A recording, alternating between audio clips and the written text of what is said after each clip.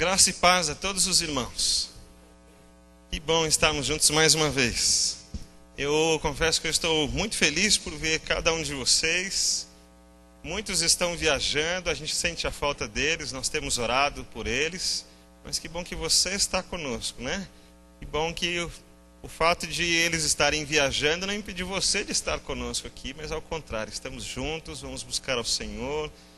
Vamos compartilhar a comunhão, o amor e vamos também buscar ao Senhor com um pedido muito importante.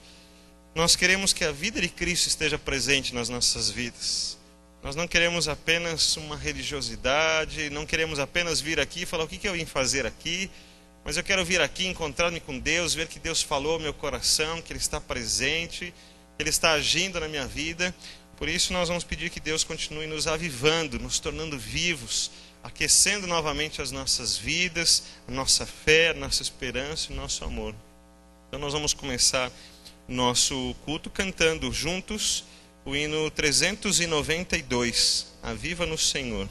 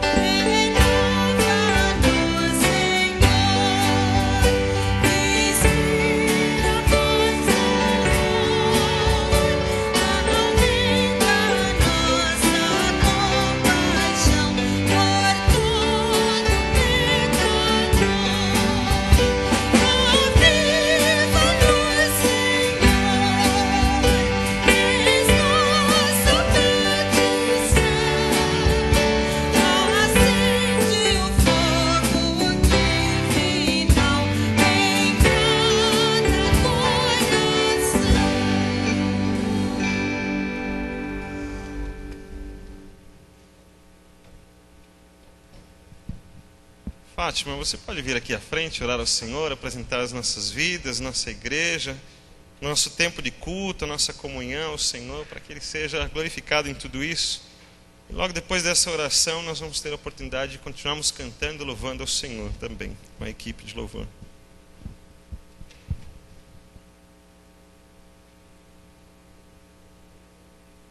Oremos. Pai, estamos aqui na Tua presença porque conhecemos o Teu amor, sentimos o Teu amor e estamos vivenciando o Teu amor. Obrigada, Senhor, por tão grande amor, por Tuas misericórdias que se renovam em nossas vidas a cada manhã. Neste momento, entregamos este culto ao Senhor, queremos Te louvar e engrandecer o Teu santo nome. Fala conosco, Senhor, em todos os momentos deste culto, que a Tua palavra fique em nossos corações. Em nome de Jesus que eu oro. Amém.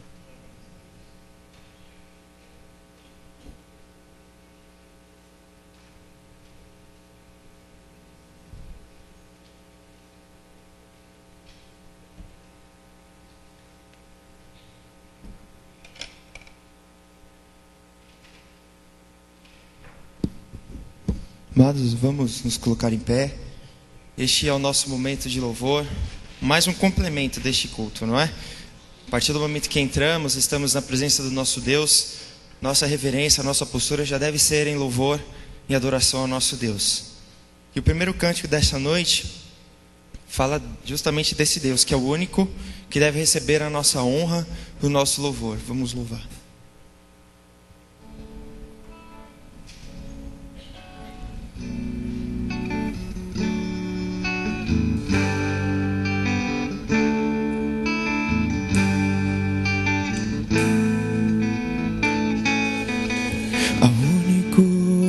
Que é digno de receber a honra e a glória, a força e o poder, ao Rei eterno, imortal, invisível, mas real, a Ele ministramos o louvor.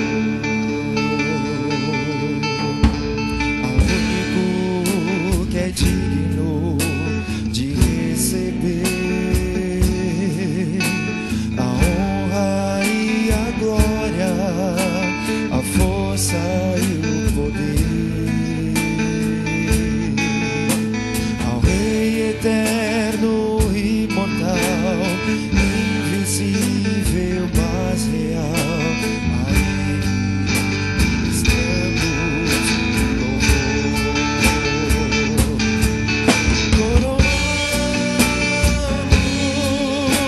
a Ti, ó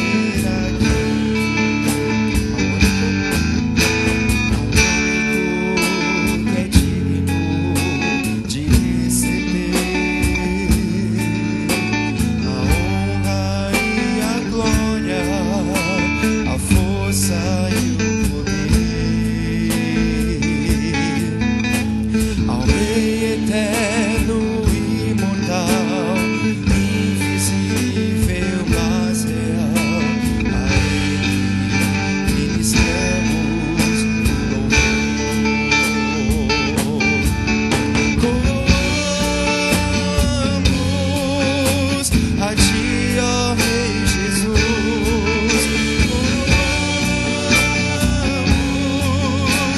a Ti, ó Rei Jesus, adoramos o Teu nome, nos rendemos aos Teus pés,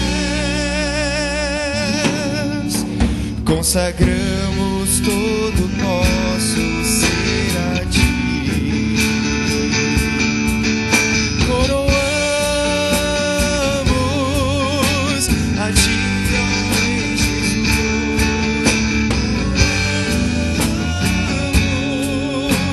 a Ti, ó Rei Jesus, adoramos o Teu nome, nos rendemos aos Teus pés. Consagramos todo o nosso ser a Ti, consagramos todo o nosso ser a Ti, consagramos todo o nosso ser a Ti. Amém. Eu vejo a glória do Senhor hoje aqui. Este é o segundo cântico dessa noite. Vamos continuar neste momento de louvor. Amém.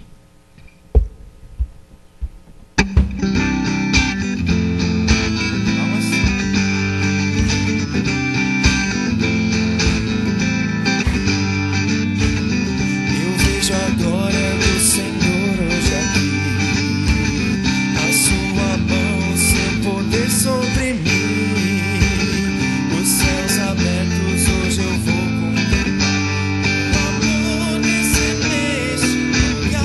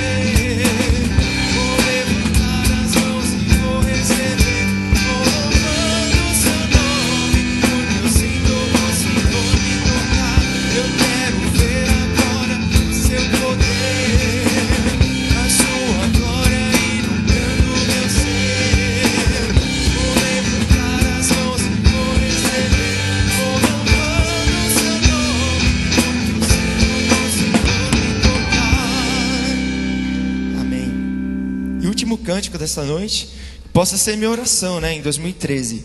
Eu brinco que algumas, assim, a única coisa que eu digo que eu sei fazer mesmo, assim, no reino de Deus, embora esteja constante aprendizado, assim, é cantar, né? Embora os irmãos tenham que me aguentar muitas vezes aí, pelos erros e todas as imperfeições. Mas minha oração é para que Deus sempre use a minha voz, né? No dia a dia, seja no trabalho, mas a voz não precisa ser necessariamente cantada, né? Então, pode ser sua palavra para o seu colega de trabalho, para alguém no ônibus, seja onde for, no caminho do seu trabalho ou em casa, que Deus possa sempre usar nossa voz, né? Para o seu reino, para a sua glória. Vamos louvar.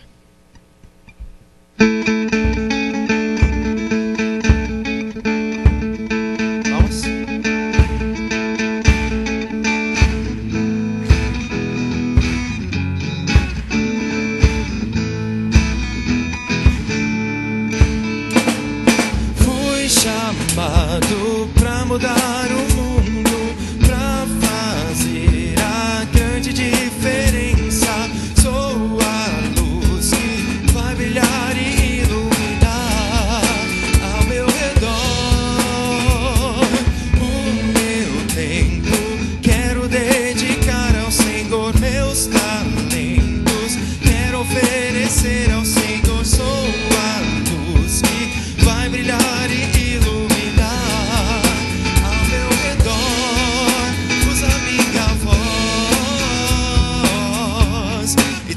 Minhas mãos,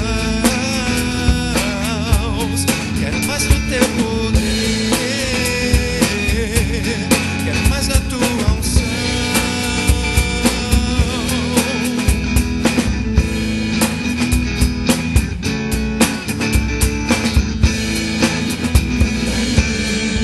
Fui chamado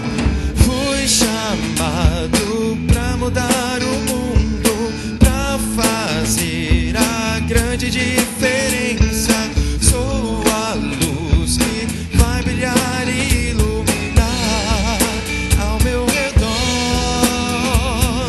O meu tempo quero dedicar ao Senhor, meus talentos quero oferecer ao Senhor. Sou a luz que vai brilhar e iluminar ao meu redor. Usa minha voz e também as minhas mãos. Quero mais do teu poder, quero mais da tua unção.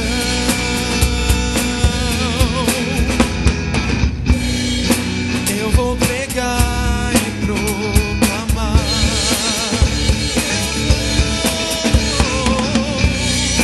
Que Jesus Cristo em breve vai voltar. Eu vou pregar e proclamar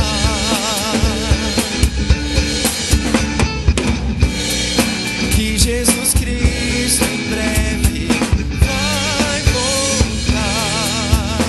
Usa minha voz e também as minhas mãos. Quero mais do teu poder, quero mais da tua unção. Usa minha voz e também as minhas mãos. Quero mais do teu poder, quero mais da tua unção.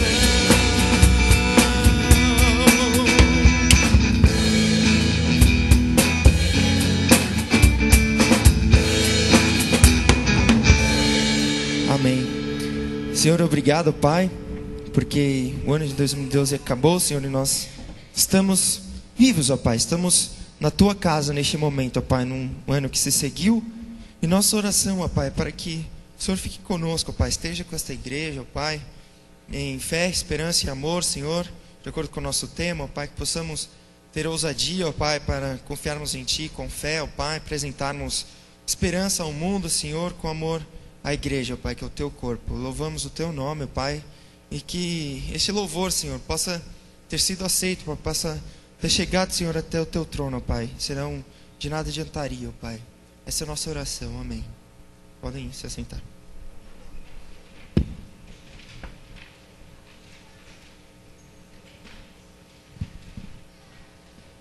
vou pedir para o Júlio colocar para a gente a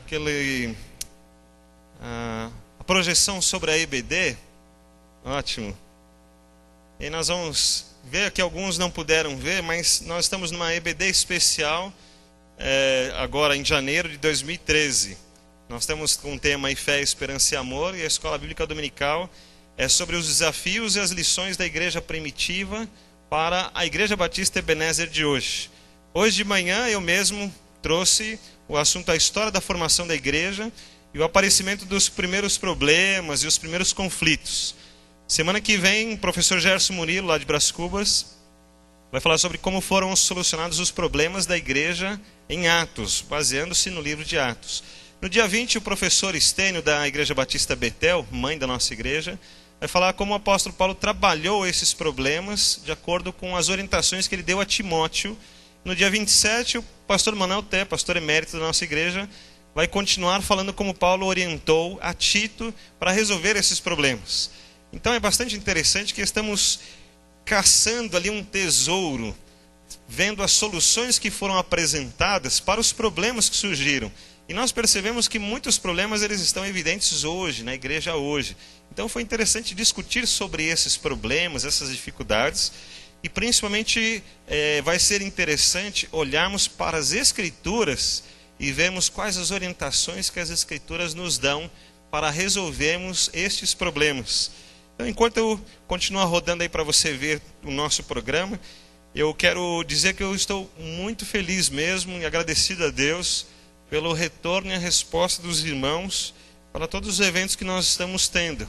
Dia 31 foi algo assim bastante marcante, pela quantidade de pessoas, a participação. Então nós tivemos uma virada de ano, como chamamos, assim, muito especial, uma presença de muitas pessoas, 128 pessoas. É isso, Adriana? É isso, né? Então foi algo muito especial para nós. Temos mais da metade da igreja aqui no dia 31, sabendo que todo mundo passa com a família, mas demos a preferência, estivemos juntos aqui. E hoje de manhã também, assim, eu contava que os irmãos respondessem, e os irmãos responderam mesmo.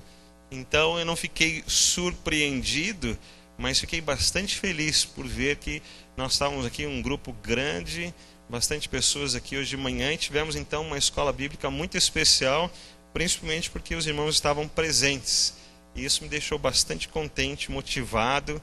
Eu coloquei um monte de metas aí para esse ano, e você pode pegar o seu boletim e ver que nós temos aqui para 2013 esses objetivos, esses projetos todos aqui, e eles estão divididos por áreas.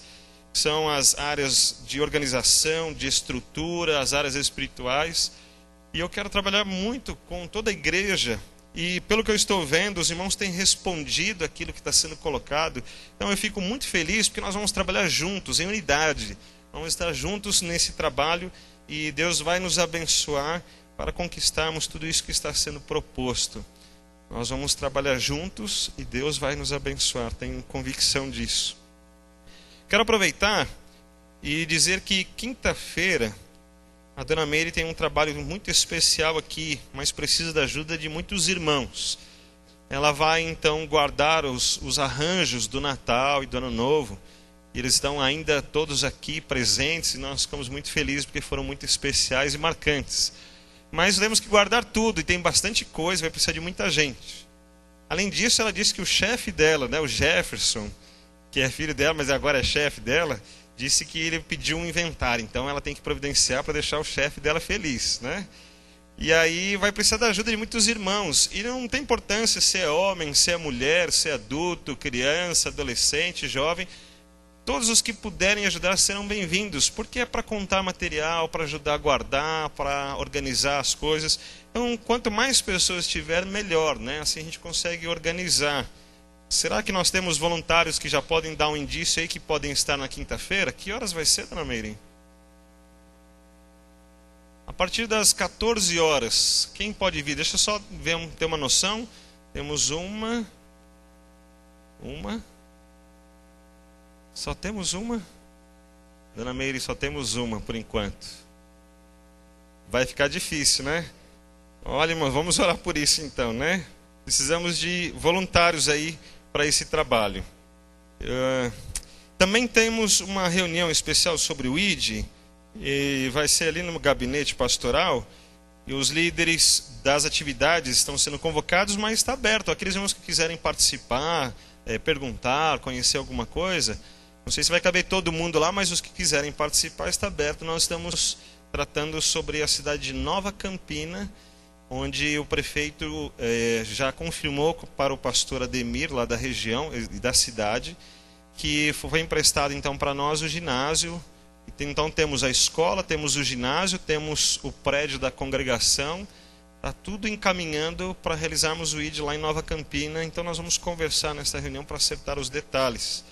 Então a gente está organizando, um grupo está organizando e o outro grupo precisa fazer as inscrições, precisa contribuir com oração, precisa contribuir com oferta para que a gente possa ir. Então começamos o movimento em 2013 com relação ao ID, vai ser muito importante que todos estejam engajados. Vamos fazer de novo aquilo que fazemos de vez em quando. Vou pedir que só os membros de Ebenezer fiquem em pé, por favor. E aí você olha para o seu lado e cumprimenta aqueles que estão conosco hoje. Cumprimenta também o membro, né? Que coisa boa, estamos aqui em família, né? Mas cumprimente aqueles que estão conosco, dê uma boa recepção.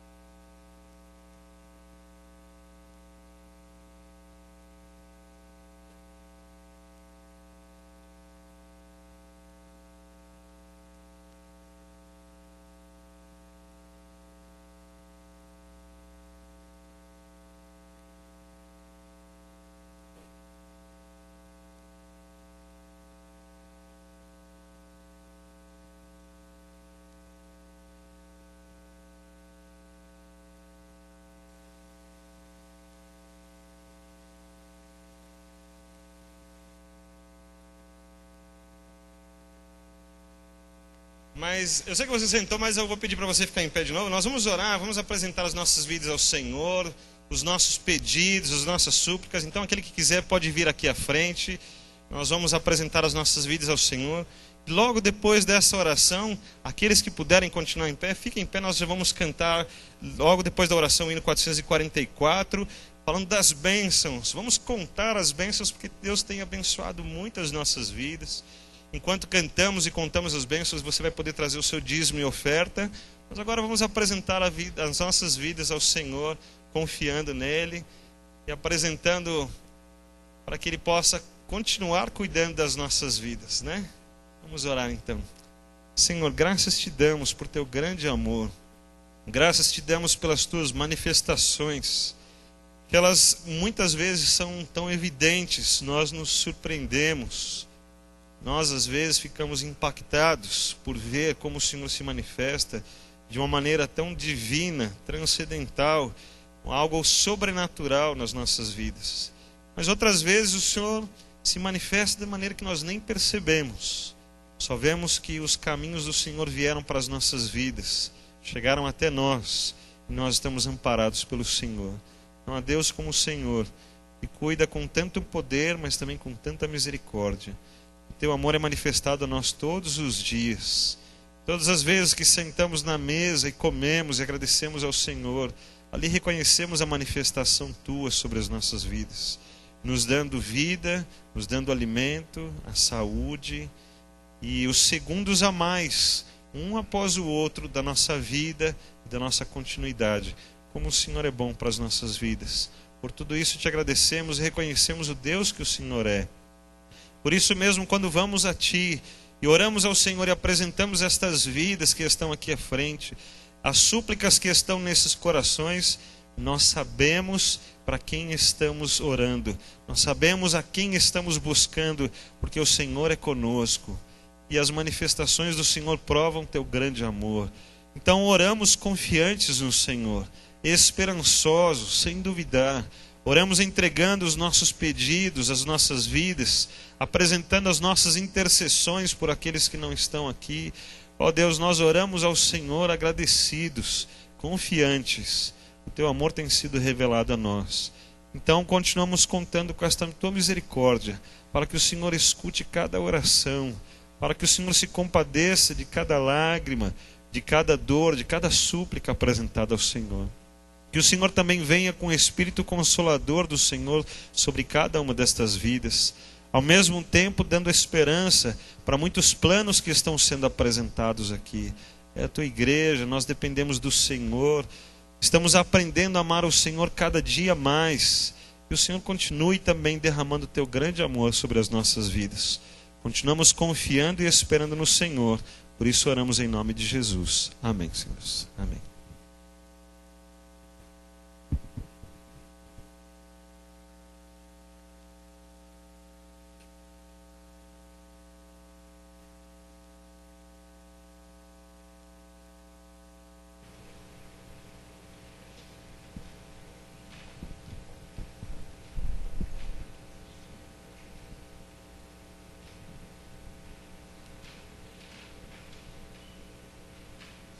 Lembrando que esse é a hora de entrega dos dízimos também, tá?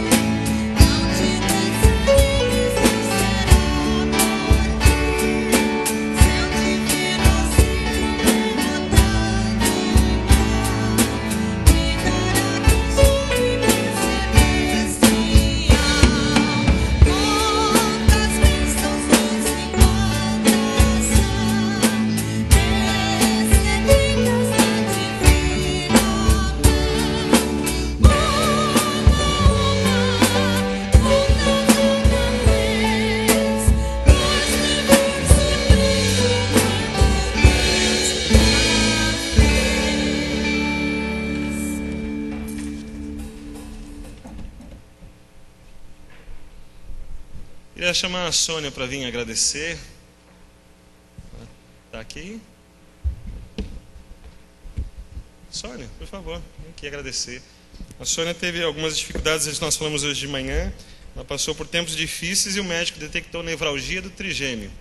Foram dores muito fortes lutas terríveis. Uma reportagem que assisti essa semana diz que as pessoas chegam a desejar a morte de tanta dor. Mas hoje ela está aqui conosco, recuperada, sorrindo, podendo até falar e comer, né? Graças a Deus. Então, junto com ela, nós vamos agradecer ao Senhor. Amém. Toda a honra, toda a glória seja dada ao nosso Deus. Senhor Deus, Pai querido, nós queremos, Senhor Deus, agradecer ao Senhor, Pai, pelo privilégio de estarmos aqui na Tua casa, Senhor Deus, podendo adorar, louvar, glorificar o Teu santo nome, Pai, na santidade da Tua beleza, Senhor Deus. Graças te damos, Senhor Deus, porque quantas bênçãos, Senhor Deus, o Senhor nos concedeu durante este ano, Pai. Embora, Senhor Deus, passamos por tribulações, Deus, o Senhor é conosco, Pai. Nós podemos sentir a Tua presença, a presença do Teu Espírito Santo, Senhor Deus, que é nosso amigo fiel e verdadeiro, Pai. Obrigada por tudo, Senhor Deus. Obrigada pelos dízimos e pelas ofertas, Senhor Deus, Pai, que os Teus servos, os Teus filhos, Pai, têm trazido à Tua casa, Deus. Pai, abra as janelas do céu, Senhor, e derrama bênção sem fim sobre a vida de cada um, Senhor Deus. Para que a cada dia, Senhor Deus, nós possamos contribuir mais e mais para a obra, para a glória do Senhor, para a expansão do Teu reino aqui na terra, Pai. Obrigada por tudo. Seja, Senhor Deus, com o Teu servo, seja com o Teu ungido, com o pastor Wagner, Senhor Deus, que vai nos trazer a Tua palavra, Senhor. Que nós possamos sair daqui, Senhor Deus, edificados, Senhor Deus, conhecendo o Teu querer nas nossas vidas, Pai. É a oração que eu te faço, Senhor, no nome santo e precioso de Jesus. Amém.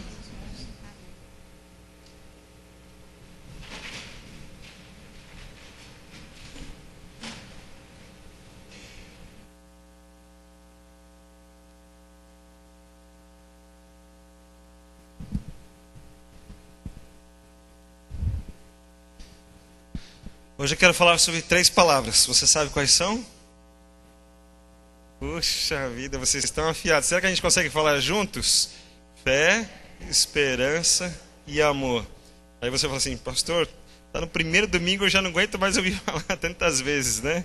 Tudo bem, irmãos, falta só uns 350 dias, mais ou menos, a gente não vai falar mais, né?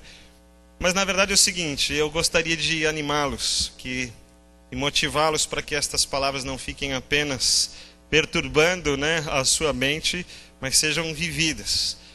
E algumas coisas eu gostaria de fazer. Gostaria que chegasse no final desse ano e você tivesse alguma coisa para contar do que você experimentou com essas 3 palavras na sua vida. Gostaria que durante esse ano você pudesse fazer uma contabilidade sobre fé e esperança e sobre amor na sua vida. Gostaria que chegasse no final de 2013 e quando começasse 2014, se Jesus não voltar até lá, que você pudesse dizer, pastor, aconteceram algumas coisas, eu marquei aqui para não esquecer. Seria muito bom poder ouvir isso de você. Mas não quero deixar essa cobrança, não quero dizer que você tem que fazer isso. Apenas aqueles que, de repente, se importarem muito com isso, e você vai ver que vai valer a pena, vai ser algo muito bom para a sua vida. Você lembrar-se das coisas que você viveu dessas 3 palavras. E hoje eu quero então aproveitar alguém que viveu intensamente essas 3 palavras e que isso fica muito aparente nesse texto do apóstolo Paulo, na carta que ele escreveu a Timóteo, a segunda carta de Paulo a Timóteo, no capítulo 4. E aqui ele não está falando exatamente assim, nessa divisão de fé, esperança e amor, mas ele está falando sobre como ele viveu estas coisas, ainda que implicitamente nós vamos ver isso. Então, 2 Timóteo, no capítulo 4, a partir do versículo 6 até o versículo 18, diz assim: quanto a mim, estou sendo já oferecido por libação, e o tempo da minha partida é chegado. Combati o bom combate, completei a carreira, guardei a fé. Já agora a coroa da justiça me está guardada, a qual o Senhor, reto juiz, me dará naquele dia. E não somente a mim, mas também a todos quantos amam a sua vinda. Procura vir ter comigo depressa, porque Demas, tendo amado o presente século, me abandonou e se foi para Tessalônica. Crescente foi para a Galácia, Tito para a Dalmácia. Somente Lucas está comigo. Toma contigo Marcos e traze-o, porque me é útil para o ministério. Quanto a Tíquico, mandei-o até Éfeso.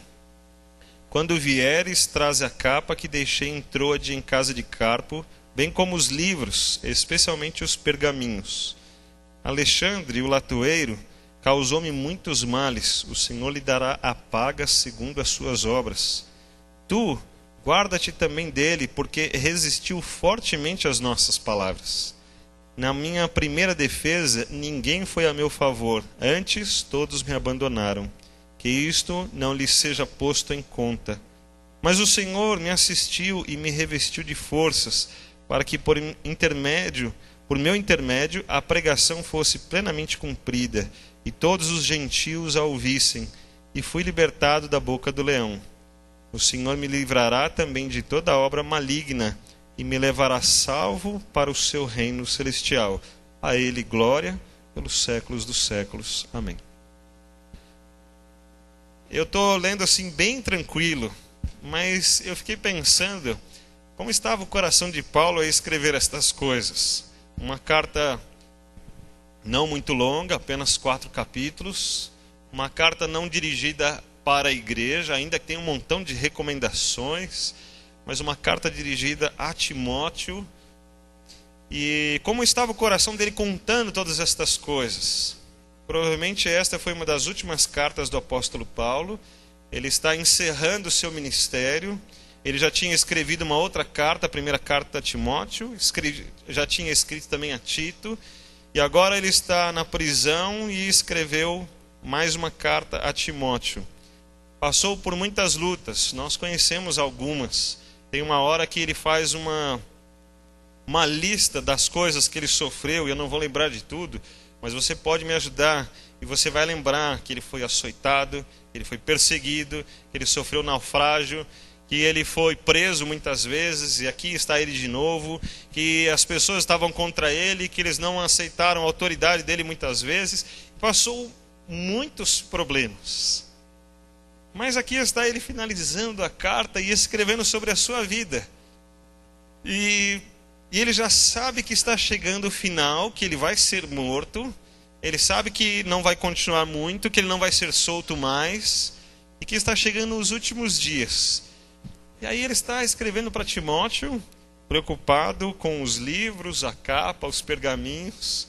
Lá está Paulo escrevendo as suas últimas palavras. Ele, não sei se ele sabe, mas ele não mostra aqui se ele sabe quantos dias ou quantas semanas ainda lhe restam, mas ele já está finalizando.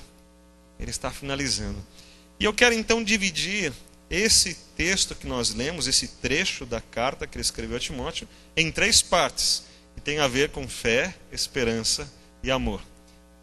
Então quero falar da fé de Paulo nos versículos 6 e 7.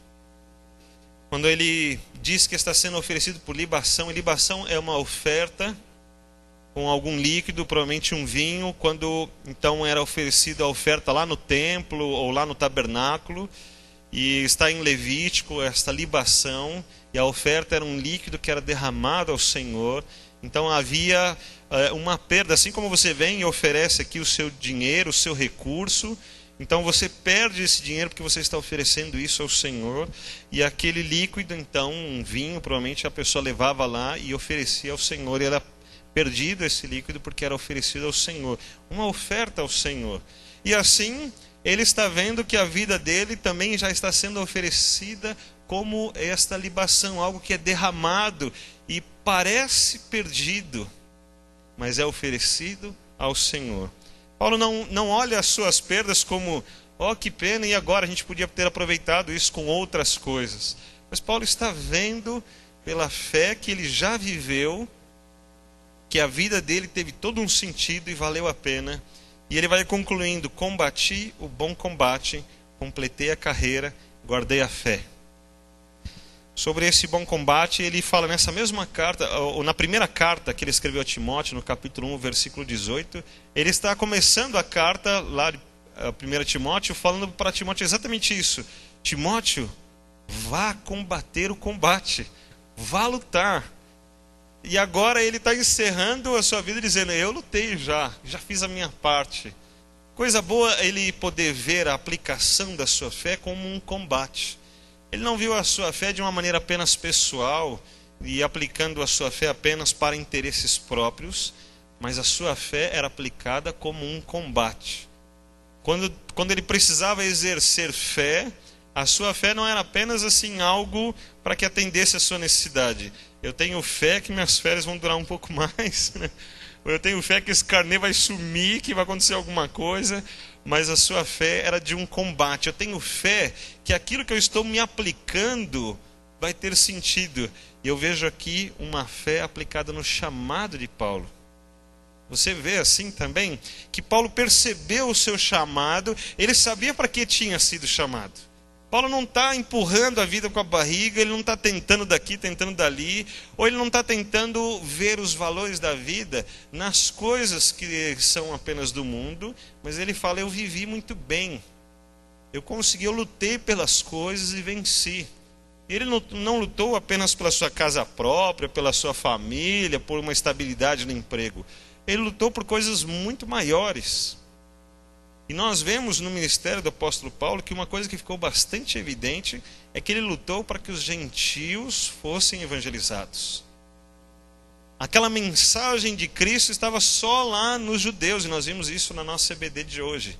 A mensagem estava lá só com os judeus e eles não estavam querendo repartir isso com mais ninguém, nem em outro lugar. Era para ficar só lá, se a gente ficasse contando só com eles.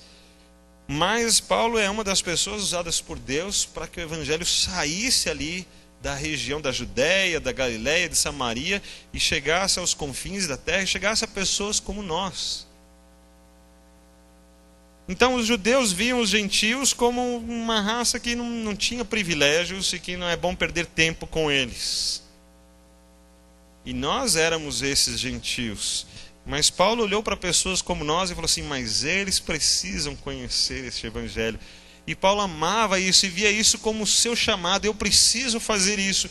E cada vez que Paulo sofria, ele sofria por amor a pessoas como nós. Então, quando ele ia para algum lugar, ele não ia para algum lugar dizendo assim: eu sei que está tudo certo, vai dar tudo certo. Ele falou assim: eu vou e eu não sei nem o que vai acontecer, mas eu sei que eu preciso ir. E eu sei que vai dar certo. Em nome de Jesus isso vai dar certo. E ele ia em nome e na autoridade de Jesus para fazer aquilo acontecer. E ele ia pregar Jesus para as pessoas. E a vida dele esteve em risco muitas e muitas vezes. Mas ele exercia a fé, tendo certeza que primeiro a sua vida não estava sendo desperdiçada.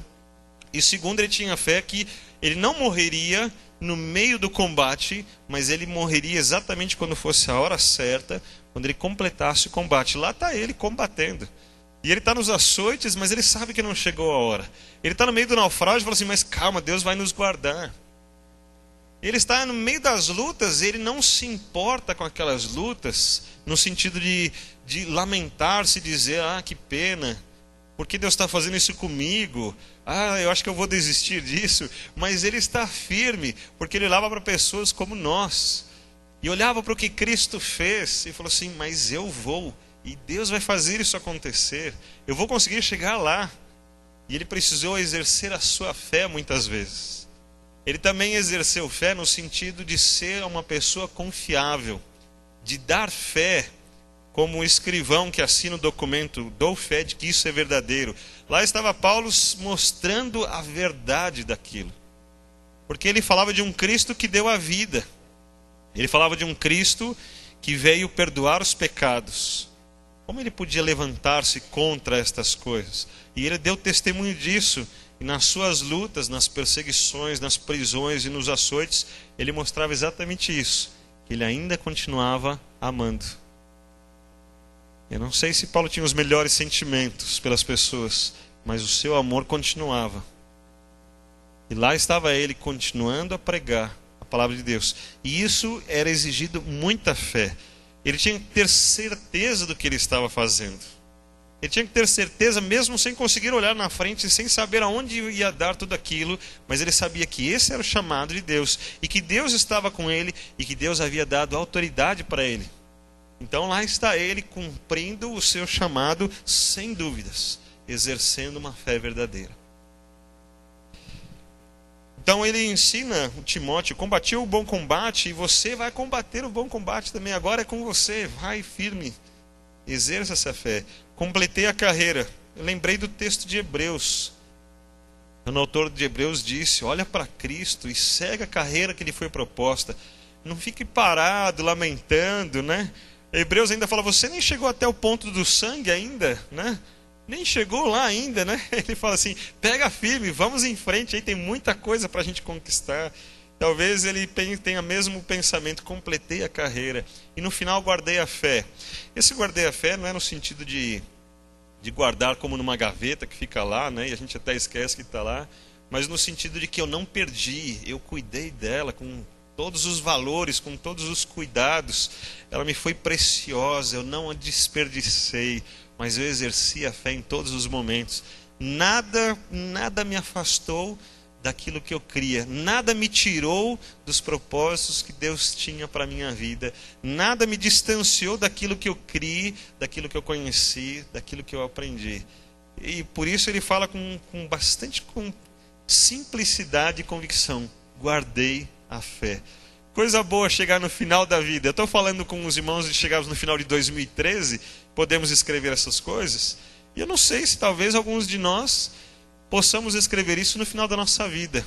Tenhamos a oportunidade de saber: bom, está chegando meu dia, e agora eu quero escrever aqui, e você possa dizer que concluiu o seu chamado. Primeiro, para você dizer que concluiu o seu chamado, você tem que ter certeza do seu chamado. Eu sei qual era a minha parte, e Paulo sabia. E ele pode dizer: eu completei. Cheguei lá. Paulo não desistiu da vida. Paulo apenas disse que aquilo que Deus esperava dele, ele concluiu. Olha que coisa boa. Algumas filosofias, algumas seitas inclusive, e algumas pessoas até em nome de Deus, já levaram pessoas à morte. Paulo não faz isso de jeito nenhum. Ele falou assim: eu tenho que aproveitar todos os dias. E a morte realmente vai ser uma maneira de eu ir para um outro aspecto, que agora a partir do versículo 8 é a esperança. Mas Paulo não diz que eu tenho que ir para a morte. Ele diz: eu tenho que ir para a vida todos os dias. Mas quando eu não puder mais, e a morte me vier, então agora nós vamos para um outro estágio, que é o estágio da esperança. Quando ele diz então: já agora a coroa da justiça me está guardada, está prontinha, já está só me esperando. Que convicção de Paulo falar sobre isso? Muitos falam dos seus últimos dias como dias de desespero, mas não podemos olhar para os últimos dias. A gente tem que pensar positivo. Eu já ouvi isso muitas vezes. Paulo não tem dificuldades com isso. O que precisava fazer, ele fez. Agora ele está aproveitando ainda a vida. Ele pede para trazer os livros, ele pede para Timóteo vir, ele pode para trazer magos. Ele está planejando a sua vida ainda. Ele não desistiu de viver, mas ele está tranquilo. E o chamado de Deus ele completou. Que ele exerceu a fé. E que a esperança dele não é vã. Ele não está perdido na sua esperança. Essa coroa de justiça, ele mesmo fala em outras cartas, como aos Coríntios. Ele fala dessa coroa de justiça. Pedro fala sobre a coroa de justiça. João, no livro de Apocalipse, fala sobre a coroa de justiça. E talvez Paulo não quisesse explicar muitas coisas. Então, como você vai resumir sobre a sua eternidade com Deus como algo muito bom? Como você vai dizer assim: eu não vou ficar lá no céu segurando uma harpa e pulando de nuvem em nuvem, mas tem algo muito bom. E ele coloca apenas como coroa de justiça. A coroa é algo que mostra um reino, que mostra uma autoridade, que não mostra que você é uma pessoa simples, você é uma pessoa muito especial. E a justiça é uma coisa muito importante. A gente não tem dado o devido valor nas nossas conversas sobre justiça, mas quando numa conta de restaurante faltam R$7 e a gente se acha injustiçado, as pessoas vão até a morte. Você ouviu falar disso? Exato. Como a gente se sente injustiçado e por causa de R$7 a briga leva à morte. Por causa de uma fechada no trânsito, por coisas tão pequenas. Alguém que fala alguma coisa que a gente não gosta, a gente já tem uma resposta na ponta da língua. Parece que o nosso coração já estava cheio de ódio, cheio de palavras preparadas. E quando alguém fala alguma coisa para nós, aquelas palavras são derramadas assim e está tudo pronto. Mas Paulo não tem essas palavras. Paulo tem um pensamento, e o coração dele está cheio do entendimento que ele tem sobre essa plenitude de justiça que vai vir sobre a vida dele. E ele se considera um rei que vai receber essa justiça e que não vai faltar nada. Ele não vai ser uma pessoa qualquer, ele vai ser uma pessoa muito importante e ele vai ser cheio dessa justiça, plenitude, não vai faltar mais. Ele nunca mais vai se achar injustiçado. Talvez Paulo fosse realmente a melhor pessoa para falar de justiça, sendo açoitado muitas vezes, 39 açoites, porque já que ele não tinha culpa, eles não podiam dar 40 açoites, então davam sempre 39, que era uma maneira de dizer, nós estamos dando açoite porque você está perturbando, e já que a gente não pode fazer um julgamento e realmente dar todos os açoites que eu gostaria de lhe dar, então eu dou só 39, como se isso resolvesse alguma coisa, né? Paulo sabia muito bem dessas injustiças, as perseguições que vinham às vezes de dentro da própria igreja, das pessoas que se diziam crentes e estavam contra ele. Então Paulo sabe muito bem o que é injustiça. E agora ele está falando assim, mas lá no céu eu terei uma coroa de justiça. Para ele já está bom demais.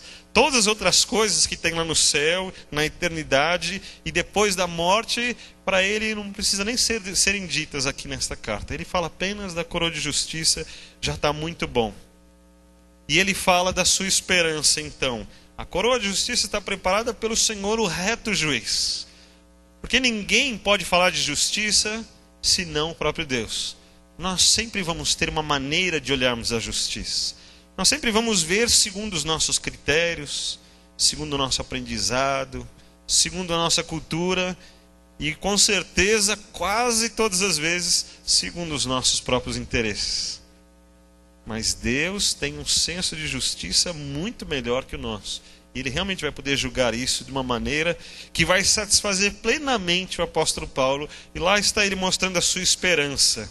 A coroa de justiça que vem do reto juiz, e Ele mesmo vai me dar. E não somente a mim, mas também a todos quanto amam a sua vinda. Coisa boa falar da vinda de Cristo. Eu não sei se realmente ele estava falando da sua primeira vinda, da sua segunda vinda, mas ele fala da vinda de Jesus como algo realmente maravilhoso. E aqueles que amam a vinda de Jesus, esses também vão receber a coroa de justiça. E tudo que tiver implícito nisso, tudo que faz parte disso, está junto nessa coroa de justiça, e Paulo está plenamente satisfeito com isso. Mas você talvez pergunte assim, mas então a fé e a esperança não são a mesma coisa? E aqui eu quero mostrar essa grande diferença. A fé, Paulo não via o que tinha lá na frente. Paulo realmente não tinha certeza das coisas baseado nos fatos. Os fatos não lhe davam certeza. A certeza dele era pela fé. Bom, se Jesus me deu essa autoridade, eu vou pela fé. E as coisas vão acontecer, ainda que ele não pudesse vê-las acontecendo. Mas a esperança já é o contrário. Nós estamos usando atualmente a palavra esperança como usamos a palavra fé. Tenha fé, tenha esperança, torça, né? Se a sorte ajudar, né? Nós olhamos assim. Mas Paulo vê a esperança como a palavra realmente é. É apenas esperar, só espere. Quando uma mulher está grávida e está lá no seu terceiro mês, ela está cheia de esperanças. Ela não fica perguntando, será que vai nascer? Será que realmente eu estou grávida? Será que um dia vai dar certo isso? Ela apenas olha e fala assim, faltam mais 6. Já chegamos no terceiro. Isso é esperança, porque ela olha e os fatos são evidentes. Não tem nada que traga dúvidas para ela. Toda dúvida que vier, toda pergunta é contrária à sua esperança. Porque o que ela espera é que vai dar tudo certo. É exatamente isso. Então Paulo não olha para estas coisas com fé, dizendo, olha, mas eu sei que não existe ainda, ou não está acontecendo, mas pela fé um dia vai acontecer. Paulo olha para estas coisas como fato. Porque ele olha para Cristo que morreu e ressuscitou, fala, então, não tem mais nada que Cristo prometeu que não possa ser de verdade. Eu não preciso olhar para as coisas que Cristo prometeu como possibilidades, como coisas sobrenaturais que eu não sei se elas vão acontecer. E Paulo ensina a olharmos dessa maneira. Se Cristo prometeu, se Ele ensinou, Se ele está dizendo lá no Apocalipse que essas coisas vão acontecer, você pode ter certeza, é só esperar. Você não precisa nem crer porque elas vão acontecer. Você não precisa olhar para essas coisas com muita fé. Você pode olhar apenas com esperança, já está bom. Porque Cristo já mostrou que todas elas são verdades e são fatos. E é assim que o apóstolo Paulo está olhando aqui. Paulo está olhando os seus caminhos e olhando lá na frente. Talvez ele esteja olhando para o seu futuro. E o futuro aqui, ele está falando de um futuro que vem depois da sua morte. Olha que coisa impressionante. Paulo está olhando o seu futuro já depois da sua morte, e para ele aqui é fácil. Agora não precisa mais nem de fé. São apenas coisas que ele está esperando. Agora ele já olha isso e já sabe que isso vai acontecer. Lá está ele falando assim, olha, exerci a fé, agora estou cheio de esperança, eu já sei as coisas que vão vir. Como é bom poder esperar essas coisas. Você vê um Paulo falando disso com alegria. Ele não está falando, olha, a gente trabalhou tanto e agora vai acabar tudo. Ele não está falando assim, olha, a gente trabalhou bastante, eu não sei aonde que vai parar agora. Paulo está dizendo, eu trabalhei muito, nós concluímos o trabalho e agora eu sei o que está me esperando lá. Eu também estou esperando aqui. Já, tudo isso vai se encontrar. Paulo está tranquilo. O seu coração está tranquilo. Eu não sei, mas eu fico pensando que talvez ele vibrasse quando ele falasse sobre essas coisas. Uma esperança tão forte assim, é como aquela boa notícia que nós temos, quando recebemos e sabemos que está para acontecer, que coisa boa, agora vai acontecer mesmo, e a gente fica tão feliz, e aquilo traz alegria, é uma coisa que a gente não se contém. A gente entra no elevador e fica só esperando a pessoa falar um bom dia, porque se ela falar bom dia, eu tenho uma história inteirinha para contar até o próximo andar, né? Ela vai ter que me ouvir, porque eu estou cheio daquela esperança. Quanta coisa boa tem para se falar ali, eu não estou aguentando mais, né? Eu quero falar para todo mundo. Eu acho que esses sentimentos que estavam em Paulo. E a terceira parte do texto, eu quero falar sobre amor. E você vai perceber uma coisa muito especial. E quando nós falamos de fé e esperança, nós estamos falando de realizações, de trabalhos. Nós temos metas, são coisas mensuráveis, são partes e coisas. Mas agora nós estamos falando de pessoas. Quando falamos de amor, nós não falamos de amor às coisas. Nós não estamos falando de trabalho, de realizações. Nós estamos falando de pessoas. E é isso que ele vai falar aqui. Paulo sente o relacionamento que ele tem com as pessoas. E ele vai percebendo esse relacionamento. E ele vai falando das suas tristezas, porque algumas coisas não deram certo com algumas pessoas.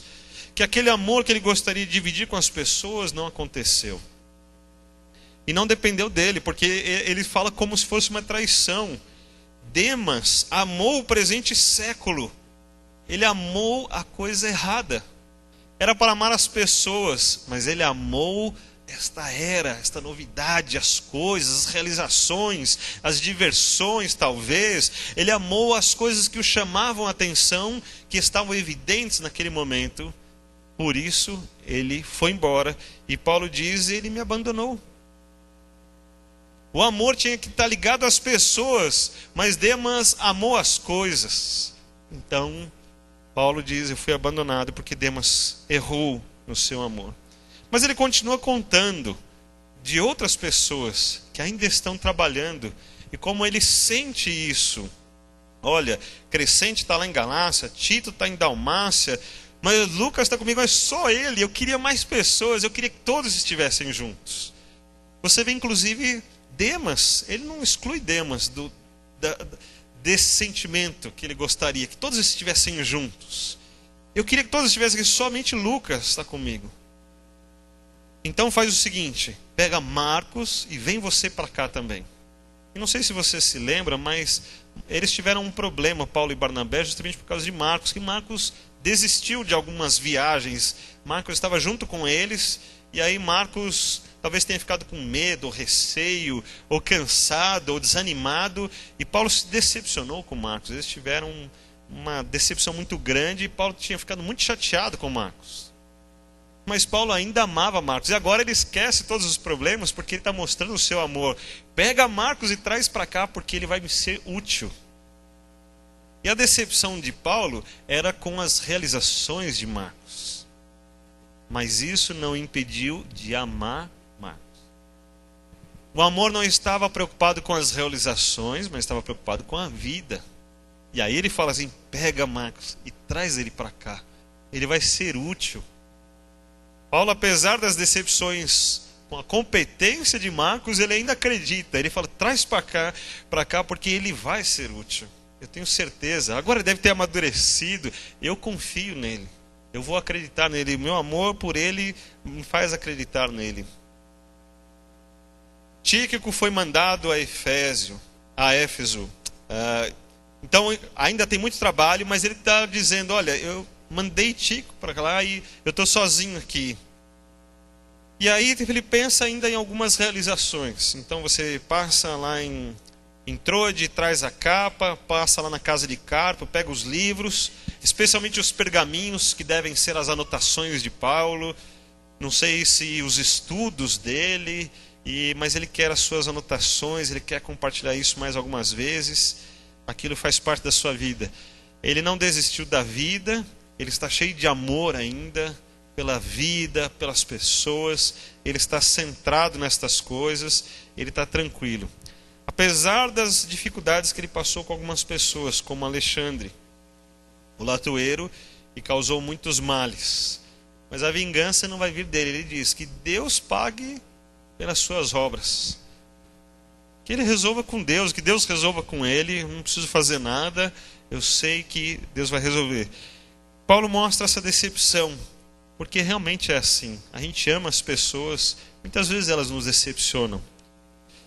E muito raramente nós não vamos deixar de decepcionar alguma pessoa. Nós acabamos decepcionando as pessoas. Elas têm algumas expectativas, elas criam às vezes algumas ideias sobre a nossa vida e nós decepcionamos as pessoas. Isso é uma pena. Mas Paulo se sentiu realmente perseguido por Alexandre. Não foi apenas uma decepção, mas foi um problema muito sério que Paulo passou com ele. Provavelmente quando Paulo foi preso e houve um julgamento e ele fala assim: todos me abandonaram. E quem causou os males foi o Alexandre. Talvez o Alexandre, em vez de estar lá para defendê-lo, estava lá para acusá-lo. Isso foi muito pesado para Paulo. E Paulo fala assim: Deus vai resolver isso. Mas ninguém estava lá. Mas o Senhor me assistiu, me revestiu de forças, no verso 17. E ainda com tudo isso, e até no final, diante de todas estas coisas, por meu intermédio, a pregação fosse plenamente cumprida a todos os gentios. E todos ouviram. E mesmo assim, apesar de Paulo estar preso, ele fala assim: eu fui liberto da boca do leão. Como você vê isso? Fui liberto da boca do leão. Não é interessante? Paulo está muito em paz com a sua situação. Ele não vai questionar Deus: mas como que o Senhor pode? Se eu sou do Senhor, por que eu estou nessa prisão? Paulo não entende as coisas assim. Nós entendemos assim hoje, porque nós estamos acostumados com a vida nos servindo, com uma família que nos serve, com amigos que nos servem, com um emprego que nos serve, com uma igreja que nos serve, com tudo em nossa volta para nos servir. Mas Paulo entendeu que se ele foi chamado, ele não foi chamado para ser servido, mas foi chamado para servir. É simples. Então para ele está bom, porque Deus está cuidando dele. Mas ele sabe de algumas coisas que estavam no seu coração, que seriam o grande leão sobre ele, e ele diz simplesmente assim: Deus me livrou da boca do leão. E você se lembra de uma outra história em que Deus livrou da boca do leão? Muito bem. Daniel foi livre da boca do leão. Mas por quê? Porque Deus também tinha um propósito nisso. Deus também tinha uma história a ser escrita através da vida de Daniel. E agora Daniel pôde dar um grande testemunho da presença e da imanência de Deus como o único Deus. Olha, todos os deuses poderiam estar contra Daniel, mas nenhum Deus podia livrar Daniel como foi o livramento de Deus. O Deus de Abraão, o Deus de Isaac, o Deus de Jacó.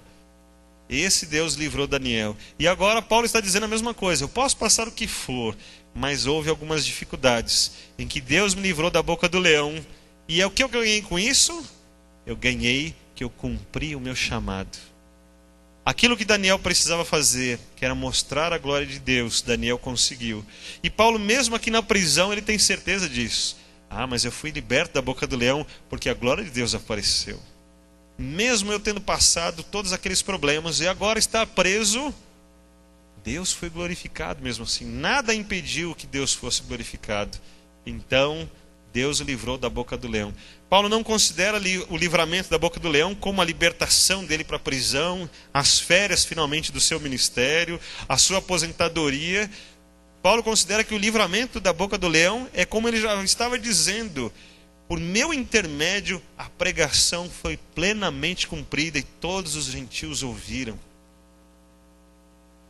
Paulo vê esse livramento como uma oportunidade dele cumprir o seu ministério. Não importa o preço, não importa as dificuldades, mas Paulo cumpriu o seu ministério.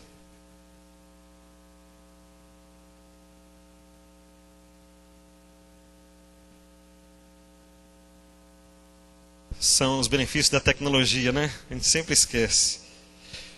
Mas aqui está Paulo então, feliz.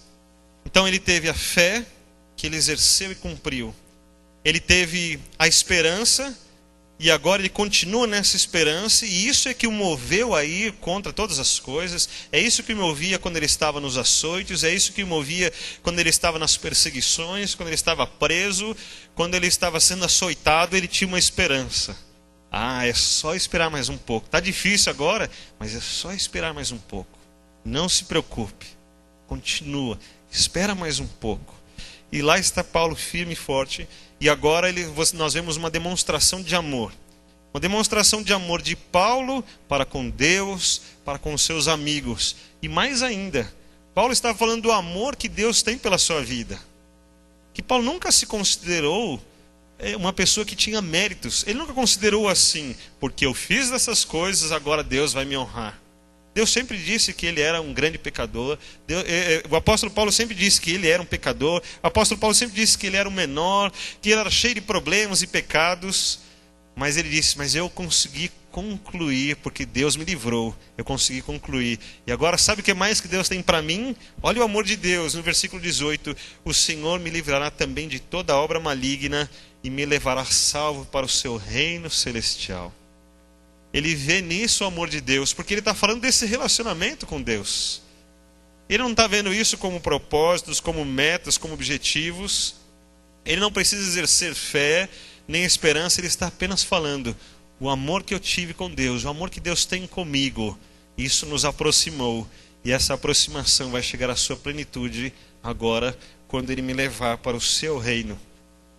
E agora eu não sei se ele escreveu como nós em letras maiúsculas. Na época talvez não tivesse isso, porque quando a gente escreve no MSN, no Torpedo, no WhatsApp, nos programinhas, nos e-mails, a gente usa letras maiúsculas para dizer que aquilo é muito alto, que eu estou gritando aquilo, seja porque eu estou feliz ou porque eu estou bravo, seja pelo que for.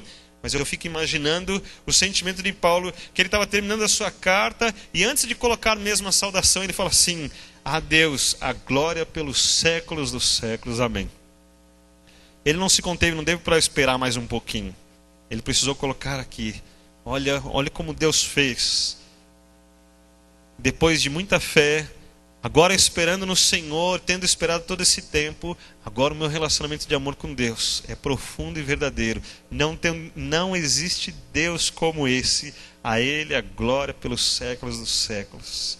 Lá está Paulo vibrando com todas estas coisas e vendo a sua vida e olhando para trás e não tendo do que reclamar. Apenas dizendo então que passou, que venceu todas as coisas, que muitos estavam contra ele, mas ele concluiu tudo, está feliz da vida, está concluindo o seu ministério. E ele tem muita coisa para fazer. Paulo ainda vai então receber a visita de Timóteo, vai receber as cartas, os seus pergaminhos, e ainda vai ser morto.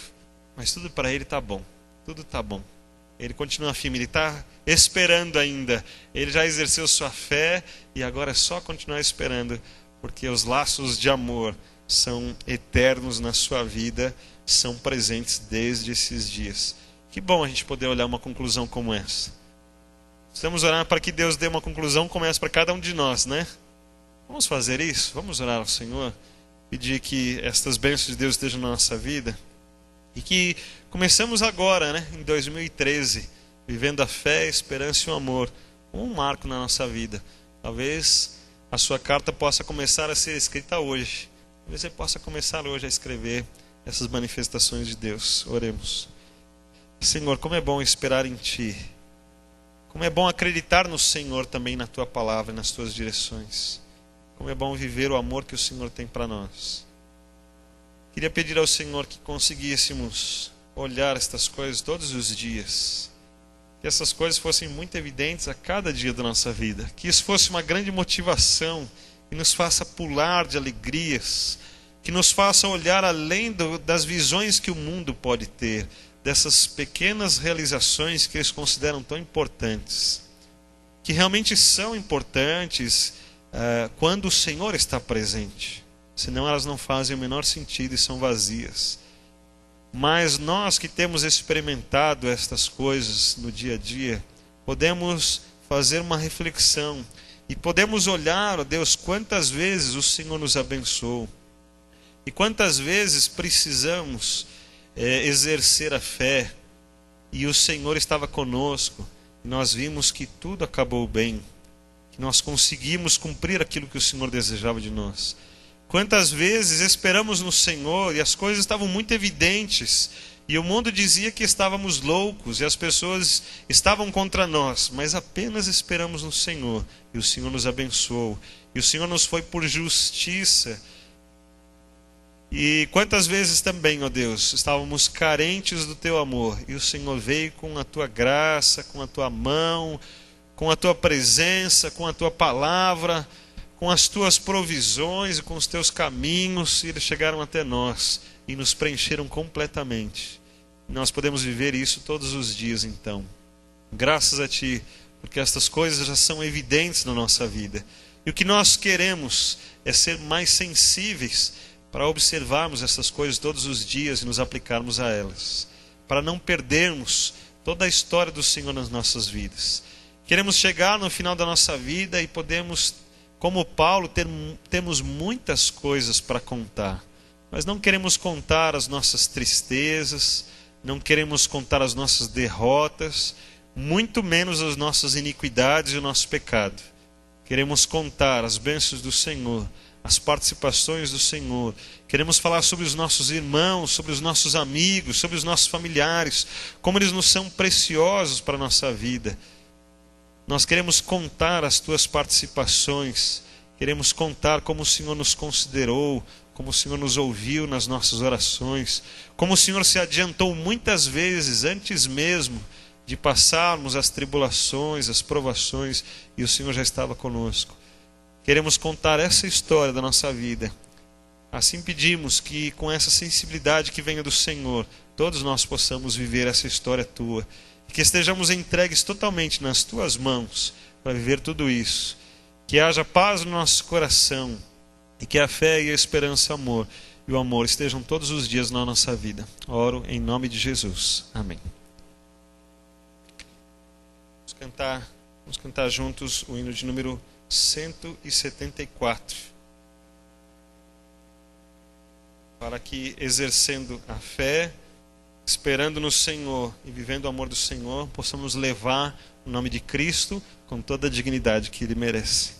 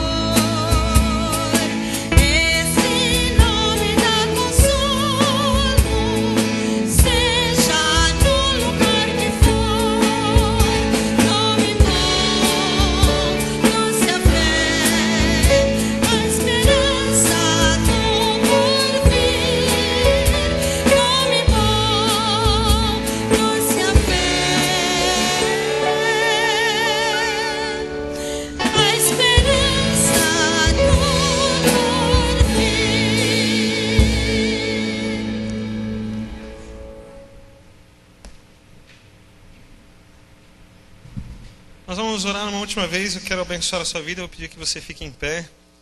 E assim nós vamos encerrar este culto. Senhor Deus, como ministro do Senhor, abençoa o teu povo.